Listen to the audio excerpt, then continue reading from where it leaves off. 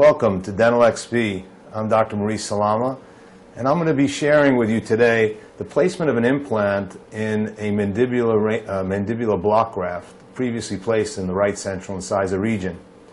This is the patient as he presents approximately 4 months after chin bone block grafting in the area of missing tooth number 8.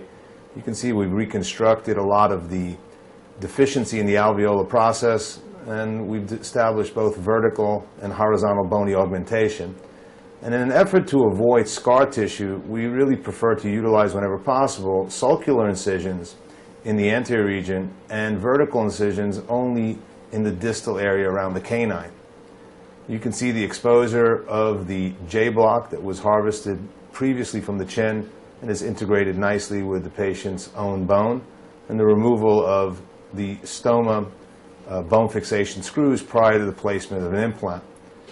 You can see the placement drill, exactly the 2 mm twist. This is from the LifeCore Prima system, Prima Connects, and we're starting to see that we can now place the implant. Here's the Connects drill going in, dedicated to the 3 mm wide or narrow platform implant. And you can see we can place the implant exactly where we want it, restoratively, with the screw access coming out exactly lingual to the incisal edge. We're now going ahead with the regular diameter drill. This is a blue drill for the Prima Connects, and then the bone tap. Because of the density of this cortical bone graft, we utilize a bone tap to make sure that we can get this implant in without overstressing the bone during the delivery of the implant. This is now the LifeCore Prima Connects regular diameter by 13 mm implant being placed. You can see it being placed just below the crest of the bone, and we're going to go ahead and place a cover screw at the time of the surgical procedure to evaluate and to place the implant in the bone graft as needed and allow time for osseointegration to take place. In an effort to further augment the thickness of the ridge with keratinized tissue, both for aesthetics and for function, we like to go ahead and protect the bone graft with a slowly resorbing xenograftic material. In this case, BioOs is being added to the facial block, and we go ahead and do this to preserve and minimize the remodeling of this bone block following the placement of the implant. In an effort to further augment the thickness of the ridge in both the vertical and horizontal around this implant, we're placing a autogenous connective tissue graft harvested during this procedure, and this allows us to really gain an advantage both from a functional standpoint and especially for the aesthetics, being able to hide the future abutments and being able to gain a much better tissue color in the final restoration. We then go ahead and utilize vertical mattress interrupted sutures to preserve the papilla height, utilizing either Vicryl, 5-0, or Gore-Tex sutures.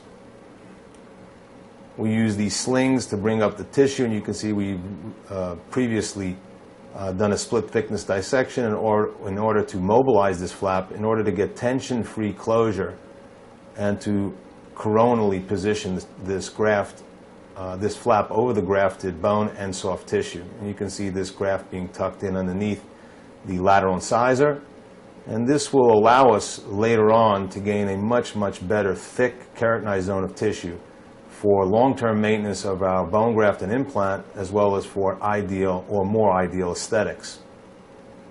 This is something that we commonly utilize, and we prefer to further augment in the aesthetic zone with bone, in this case BioOs, to preserve the autogenous block during the healing of the implant. We're now just going to go ahead with some interrupted sutures to close over the final incision line, both vertically and horizontally, in order to get nice tight primary closure. This is what it looks like following suturing. You can see that we've advanced the flap vertically, increased the thickness of the tissue around the implant and lateral incisor, and we reduced the pontic, which is now going to be placed in a tooth-borne transitional appliance, and we use an Essex appliance, making sure there's no contact with the soft tissue. We're going to have you back with us to see the final restoration, but thank you for your time and watching us here at Dental XP.